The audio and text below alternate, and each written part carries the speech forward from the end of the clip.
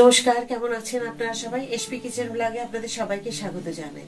আজকে আমি যে ভিডিওটা তৈরি করব সেই ভিডিওটা শেষ পর্যন্ত দেখার জন্য আপনাদেরকে অনুরোধ রইল, ভিডিওটা শেষ পর্যন্ত দেখবেন আর কেমন হলো অবশ্যই আমাকে কমেন্ট করে জানাবেন। আপনাদের কথা দিয়েছিলাম, সেই কথা আমি রাখতে আজকে চলে এসেছি। কয়েকদিন আগে আমি আশা বা গুড় পিঠা যেটাই বলুন না কেন আপনারা, সেই জিনিসটি আমি তৈরি করে দেখিয়েছিলাম আপনাদেরকে, ভিডিওটি দিয়েছি আপনাদেরকে। তো সেই সময় আপনাদেরকে আমি দেখিয়েছিলাম যে চালের যে সুজি বেরিয়েছে, চালের সুজি যেগুলো বেরিয়েছে, আপনাদেরকে আমি সেই সময় বলেছিলাম যে এই জিনিসগুলো আপনাদেরকে পরে একটা তৈরি করে কিছু দেখাবো। তো সেই কথাটা রাখতেই আজকে আমি চলে এসেছি। চালের সুজি তৈরি করে দেখাবো আমি কিভাবে চালের সুজি দিয়ে সন্দেশ তৈরি করা হয়। তো সত্যি খুব সুন্দর হয়। আমি আজকে সেই জিনিসটি দেখাবো আপনাদেরকে। আপনারা ভিডিওটি শেষ পর্যন্ত দেখবেন আর এইভাবে আমি যেভাবে করছি আপনারাও সেইভাবেই তৈরি করা করে নেবেন, দেখবেন খুব সুন্দর হবে। তো সাথে থাকুন আর ভিডিওটি দেখুন কিভাবে আমি তৈরি করছি। আর প্রথমেই আপনাদেরকে সকলকেই আমি অনুরোধ করব, অবশ্যই ওই ভিডিওটি দেখতে দেখতে আমার একটি ভিডিওতে লাইক সাবস্ক্রাইব করে দেবেন আর ভিডিওটি প্রচুরভাবে শেয়ার করে দিন, যাতে আমার ভিডিওগুলি সকলের কাছে পৌঁছে যায়। কারণ ভিডিও দেখতে দেখতে হয়তো খুব মনোযোগ দিয়ে দেখতে দেখতে আপনারা ভুলে যান, সেই কারণে আমি বললাম অবশ্যই ভিডিওটি সাবস্ক্রাইব করে দেবেন। তো চলুন, আমি একটা ফ্রাই প্যানের মধ্যে দিয়ে দিয়েছি কতটা সাদা তেল। তো আমি প্রয়োজন মতো সাদা তেলটা নিয়েছি। আপনাদের ইচ্ছে হলে আপনারা এখানে পুরোটাই ঘি ব্যবহার করতে পারেন বা পুরোটাই বাটার ব্যবহার করতে পারেন, বা ঘি বাটার দুটো মিশিয়ে করতে পারেন, বা তেলের সাথে ঘি মিশিয়ে করতে পারেন, যেটা আপনাদের সুবিধে মনে হবে। তো আমি আজকে সাদা তেলের সাথে বাটার মিশিয়ে আপনাদেরকে দেখাবো যে সাদা তেলের সাথে বাটার দিয়েও কিন্তু খুব ভালো লাগে, গন্ধ খুব ভালো আসে। সেই কারণে শুধু যে ঘি দিলেই ভালো হয় তা নয়, বাটার দিয়েও ভালো হয়। তো দেখুন, আমি ঘি আর বাটার ঘি যে আমি বাটারটা দিয়ে দিচ্ছি, বারবার ঘি ঘি বলছি। তো বাটার আর রিফাইন তেল, যেটা আমি সাদা তেল দিয়েছি, খুব ভালো করে গরম করে নেব। হাই ফ্লেমে আমি গরম করে নিচ্ছি। আর যখন এটা খুব সুন্দরভাবে গরম হয়ে যাবে, মিশে যাবে বাটার তেলের সাথে খুব ভালো মতো, সেইটুকু সময় আমাকে অপেক্ষা করতে হবে। দেখুন, খুব ভালোভাবে মিশে গেছে। এখন যেন দেখবেন খুব ধোঁয়া না উঠে যায়, তাহলে কিন্তু যখন আমি চালের সুজিগুলো দেবো তখন কিন্তু একদম পুড়ে যাবে। তো সেটাকে আপনি যখন দেখবেন খুব ভালো গরম হয়ে গেছে, তখন গ্যাসের ফ্লেমটাকে একদমই কমিয়ে নিতে হবে। আর প্রথম থেকে শেষ পর্যন্ত চেষ্টা করবেন মিডিয়াম টু লো ফ্লেমের মধ্যে দিয়ে এটাকে ভেজে নেওয়া। তো আমি সেই কারণে এখন দেখুন খুব সুন্দরভাবে গলে যাওয়ার পরে আমি যে চালের সুজিগুলোকে আমি রেডি করে রেখেছিলাম, সে আপনাদেরকে বলেছিলাম। তো এই চালের সুজিগুলো দেখুন, এমনি সুজির সাথে রাখবেন না, কেউ বুঝতেই পারবে না এটা চালের সুজি আর আমাদের যে রেগুলার আমরা সুজি খাই সেই সুজি কিনা, বোঝাই যাবে না। তো এতটাই সুন্দর হয়। তো একদম ওই রকমই মতো দানা দানা হবে, একদম মিশ্রণটা গুঁড়োটা। তো সেই কারণে এটা বোঝা যায় না। তো আমি দেখুন দিয়ে দিলাম। তেলটা খুব গরম হয়ে গেছিলো বলে একটুখানি সময় নিয়ে আমি ওটাকে ঠান্ডা করে নিলাম, তারপরে দিলাম। তো এখন এবার আমি এগুলোকে খুব হালকা ব্রাউন কালার করে ভেজে নেব। একদমই দেখবেন যেন লাল না হয়, পুড়ে যায় যেন না যায়, সবসময় এটা আপনাকে খেয়াল করতে হবে। মিডিয়াম টু লো আছে এটাকে ভেজে নিতে হবে। হয়তো 5 থেকে 7 মিনিট কি 10 মিনিট, খুব বেশি হলে সময় লাগবে। তবে হ্যাঁ, চালের সুজির পরিমাণটা যদি কম থাকে, আমি যেরকম ধরুন 200 গ্রাম মতো আছে, আমি সেই রকমভাবেই বললাম যে 7 থেকে 10 মিনিট লাগবে। এর থেকে যদি পরিমাণ বেশি হয় তাহলে টাইমটাও কিন্তু এর থেকে বেশি লাগবে। আবার যদি আপনি এর থেকে কম করেন তাহলে হয়তো 5 মিনিটও হয়ে যেতে পারে। তো সেই কারণে আমি এই টাইমটা বললাম। তো দেখুন, আমার খুব সুন্দর ভাজা হচ্ছে এটা। তো ভাজা যদি না হয় না, তাহলে কিন্তু ভালো লাগবে না, একটা চালের গন্ধ আসবে। তো আপনাদেরকে একবার আমি গোবিন্দভোগ চালের দেখিয়েছিলাম কালাকাঁদ তৈরি করে। তো সেটার কিন্তু নিয়ম আলাদা, আপনারা ভিডিওটা দেখবেন, আমি দিয়েছি।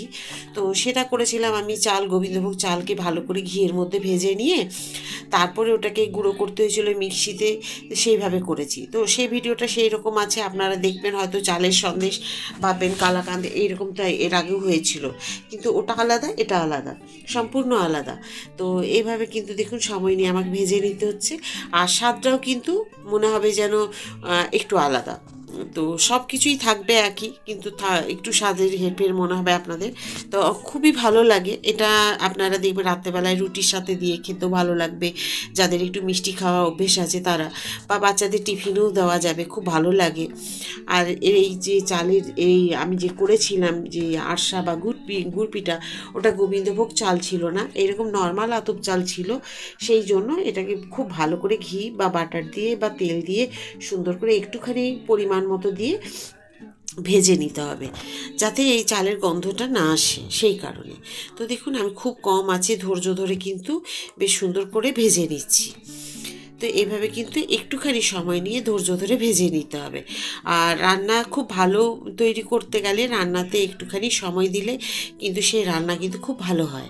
সেটা যেটাই বলুন না কেন, সে আমাদের রেগুলার যে আমরা বাড়িতে রান্না তৈরি করে খাই, বা বাড়িতে যে কোনো রান্না হঠাৎ করে করছি, বা মিষ্টি জাতীয় জিনিস, একটুখানি সময় দিয়ে যে জিনিসটা যেমন সময় লাগে সেটা দিয়ে করলে কিন্তু তার স্বাদ কিন্তু ভালোই হয়। তো সেই বুঝে আমি কিন্তু এভাবে দেখুন একটু হালকা হালকা করে নাড়াচাড়া করে বেশ ভেজে নিলাম। গ্যাসের ফ্লেম কিন্তু আমার দেখুন একদম লো করা আছে। আচ্ছা, 1/2 কিলো দুধকে আমি ফুটিয়ে একটুখানি মানে ঘন করে নিয়েছি। এখানে আছে মোটামুটি বললাম যে 200 গ্রাম মতো চালের সুজি আছে, সেখানে দেখুন হাফ কিলো দুধ আমি এর মধ্যে দিয়ে দিলাম। গ্যাসের ফ্লেম কিন্তু একদমই কমানো, আর এটাকে কিন্তু নেড়ে নিতে হবে সমানে। খুব ভালো করে নাড়াচাড়া করে আস্তে আস্তে করে এটাকে করে নিতে হবে, তা নাহলে কিন্তু এটা একদম তলায় বসে যাবে। দেখুন, আর আমি এখানে চিনি মিক্সিতে গুঁড়ো করে নিয়েছি, একদম পাউডার মতো করে নিয়েছি। এখানে যদি রেগুলার যে আমরা প্রতিদিনের যে নর্মাল চিনি ব্যবহার করি, তাহলে কিন্তু এতে গলতে সময় লাগবে, এতে ভালো হবে না। চিনিকে গুঁড়ো করে নেবেন মিক্সিতে, তারপরে কিন্তু দেবেন, তাহলে কিন্তু খুব তাড়াতাড়ি এর সাথে মিশে যাবে। তা নাহলে কিন্তু একদমই ভালো লাগবে না, চিনিগুলো গলবে না, অথচ খেতে ভালো লাগবে না, তখন কিন্তু মুখে দানা দানা লাগবে। তো সেই কারণে এই চিনিটা গুঁড়ো ভালো করে নিতে হবে। এরপর দেবো আমি 10 টাকা দামের একটা দুধের প্যাকেট। যে দুধের প্যাকেটগুলো 10 টাকার পাওয়া যায়, আপনারা যে কোনো দুধ দিতে পারেন, এতে কোনো অসুবিধা হবে না। যে দুধ আপনার হাতের কাছে থাকবে গুঁড়ো দুধ, সেই গুঁড়ো দুধ 1 প্যাকেট মতো দিয়ে দেবেন। তো আমি নিয়েছি 200 গ্রাম চালের মানে যে সুজি আছে, তার সাথে 1/2 কিলো লিকুইড দুধ দিলাম, আর দিলাম একটা 10 টাকার। এতে যদি পরিমাণ আপনাদের কম থাকে, তাহলে কিন্তু লিকুইড দুধের পরিমাণটা হয়তো একটু কম দেবেন, কিন্তু গুঁড়ো দুধের প্যাকেটটা একটাই দেবেন, তাতে স্বাদটা ভালো হবে। আর যদি পরিমাণ বেশি হয়, তখন কিন্তু লিকুইড দুধের পরিমাণটাও বাড়াতে হবে, আর গুঁড়ো দুধের প্যাকেটের যে পরিমাণটা সেটাও আপনাদের বাড়িয়ে দিতে হবে, চিনির পরিমাণটাও বাড়িয়ে দিতে হবে। তো সেই বুঝে আপনাদেরকে বাড়িয়ে কমিয়ে নিতে হবে।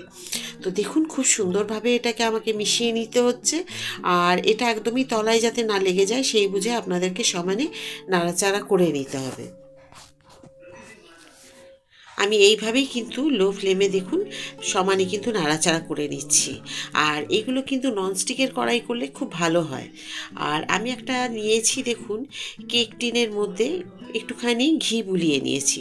এতে বাটার বা ঘি যে কোনো কিছু একটুখানি বুলিয়ে নিলে কিন্তু ভালো হয়, বা তেলও বুলিয়ে নিতে পারেন, কোনো অসুবিধে নেই। আর কোনো বাটার পেপারও দিতে হবে না, খুব ইজিভাবে কিন্তু এটা ডিমোল্ড হয়ে যায়। আর এটা দিয়ে দেওয়ার এই কারণে যে তলায় ধরে যায়, মানে বসে যাবে না। একটু তেল বা ঘি বা বাটার যে কোনো এইভাবে সুন্দর করে মাখিয়ে নিতে হবে। তা মাখিয়ে এটা এখন সাইডে রেখে দেবো। আর যেহেতু লো ফ্লেমে আছে, দেখুন আমার পুড়ে যাবার কোনো ভয় নেই। আবার এইভাবে বেশ ভালো করে নাড়াচাড়া করে নিচ্ছি, যাতে চিনি দুধ আর এই যে আমার চালের সুজি সব কিছু খুব ভালোভাবে একটা যেন চিটচিটে আঠা আঠা ভাব চলে আসে। সেই কারণে একটু সময় নিয়ে এটাকে বেশ ভালোভাবে লো ফ্লেমে ঘুরিয়ে ফিরিয়ে বেশ ভালো করে কিন্তু এটাকে মিশিয়ে নিতে হবে। কারণ এটা তো চালের সুজি, এমনি সুজি নয়, আপনারা দেখেছেন, আপনাদের বলেছিলাম। এবার আমি কেক টিনের মধ্যে এটাকে ঢেলে নেব। আর খুব যে তাড়াহুড়ো করতে হবে আপনাদের তা নয়, যে বসে যাবার ভয় আছে। এটা কিন্তু ঢেলে নেওয়ার পরে আপনারা কিন্তু একটুখানি সময় নিয়েও এটাকে আপনারা ঢালতে পারবেন। তো ব্যাস, এবারে কিন্তু আমি এই কেক টিনের মধ্যে খুব ভালো করে এটাকে সেট করে নেব, যাতে খুব ভালোভাবে সেট করে নেওয়া যায় আর সুন্দর চারদিকটা যেন সমান হয়। আর কেক টিনের মধ্যে দেখুন এইটা দিয়ে দিয়েছি তো, আর এই প্যাচুলা দিয়ে আপনি সাইডগুলো যদি একটুখানি কেটে কেটে রেখে দেন, সাইডগুলো যেগুলো চারদিকের সাইডগুলো, তাহলে কিন্তু দেখবেন ডিমোল্ড হতে খুব সুবিধে। দেখুন আমি করে নিচ্ছি একদম সাইডগুলো, তো এতে আপনার কোনো অসুবিধে হবে না, আর খুব সুন্দরভাবে মানে ছাড়ানো হয়ে থাকলো। আর যখন আমি এটাকে ডিমোল্ড করব, খুব সহজে কিন্তু ছেড়ে চলে আসবে, যে ভেঙে যাবে তাও না। আর যে ছুরি দিয়ে কাটতে হবে শুকিয়ে যাওয়ার পরে, 1 ঘন্টা আমি রেখে দেবো এটাকে। তো 1 ঘন্টা পর যখন আমি এটাকে ডিমোল্ড করব, তখন কিন্তু যে ছুরি দিয়ে কাটতে হবে সেটা করতে হবে না। তবে আপনাদের একটা জিনিস আমি দেখাতে ভুলে গেছি, কি জানেন তো, যে আমি যে একটু ভেবেছিলাম ঘি, আমি যে বলেছিলাম আপনাদেরকে ঘি দেব নামাবার আগে, সেই ঘিটা আমি দিয়েছি, কিন্তু আমি এডিটিং করার সময় ওটাকে হয়তো কোনো কারণে কেটে ফেলেছি ভুলবশত, যার জন্যে দিতে পারিনি, মানে দেখাতে পারলাম না। আর পুরো ভিডিওটাই আমাকে আজকে ভয়েস ওভার দিতে হলো, কারণ মানে আমার পাশের বাড়ি, আপনাদেরকে এর আগেও বলেছি আমি, যে এখানে টাইলস কাটার মেশিনে খুব আওয়াজ হচ্ছে, সেই কারণে পুরোটাই আমাকে ভয়েস ওভার দিতে হলো। তো যাই হোক, আমি পুরো সেট করে নিয়েছি দেখুন সুন্দরভাবে, আর একদম প্লেন করে নিয়েছি। আপনারা এইভাবেই সেট করে নেবেন, আর এইভাবে প্যাচুলা দিয়ে আপনারা পুরো প্লেন করে দেবেন ওপরটা। 1 ঘন্টার জন্য এটাকে রেস্টে রেখে দিই। তো আমি একটা থালা ঢাকা দিয়ে 1 ঘন্টার জন্য রেখে দিচ্ছি। 1 ঘন্টা পর আপনাদের কাছে ফিরে এলাম। তো ফিরে এসে দেখুন কি সুন্দর লাগছে দেখতে। এখন তো শীতকাল, তার জন্য বাইরে রাখলেই হবে। আর দেখুন এটাকে আমি একটুখানি ট্যাপ করে দিলাম, এবার দেখুন কি সুন্দর সহজে ছেড়ে চলে আসলো। আপনাদের দেখবেন একবার করে, তাহলেই বুঝতে পারবেন। তো এবার আমি একটু হাত দিয়ে সোজা করে নিই, সোজা করে এবার আপনাদের ইচ্ছে মতো আপনারা পিস করে নেবেন, ছোট বড় যেমন খুশি পিস করে নেবেন। তা আমি দেখুন এখন আমার ইচ্ছে মতো আমি এটাকে এবার ভেঙে দেখাচ্ছি, দেখুন। তাহলে চালের সুজির কালাকান বা মিষ্টি কীরকম ভাবে হয় দেখিয়ে দিলাম আপনাদেরকে, আর খেতে হয় অসাধারণ। তা আপনাদের দেখিয়েছি, আর দেখুন কি সুন্দর নরম, আর খুব মানে সুন্দর হয়েছে, দেখতে পাচ্ছেন কি সুন্দর হয়েছে, আর দেখতেও খুব সুন্দর হয়েছে দেখুন। এইরকম ভাবে আপনারাও বাড়িতে তৈরি করে নিতে পারবেন, আর তৈরি করা খুব সহজ। কি সুন্দর লাগছে দেখুন, চালের সুজির মিষ্টি। তো চালের সুজির মিষ্টি এই যে আমি তৈরি করে আজকে আপনাদেরকে দেখালাম, এটা কালাকাঁদ বলুন বা সন্দেশ বলুন, যেটাই বলুন না কেন, খুব সুন্দর হয়েছে। দেখতে তো খুবই সুন্দর হয়েছে, আপনারা দেখছেন, কিন্তু খেতেও খুব সুন্দর হয়েছে। কেউ বলবে না এটা চালের সুজির মিষ্টি। তো আজকে এই মিষ্টিটি আমি যে তৈরি করে দেখালাম, আপনাদের কেমন লাগলো? যদি ভালো লাগে অবশ্যই একটা লাইক করে দেবেন, আর সাবস্ক্রাইব করতে একদম ভুলবেন না। সবসময় যেমন আপনারা আমার সাথে থাকেন, সেইরকম সব দিন আমার সাথে থাকবেন। আবার একটা নতুন ভিডিওতে নতুন রান্না নিয়ে আমি আপনাদের কাছে চলে আসবো। সবাই খুব ভালো থাকুন, সুস্থ থাকুন, এই বলে আজকের ভিডিওটা আমি এখানে শেষ করছি। নমস্কার।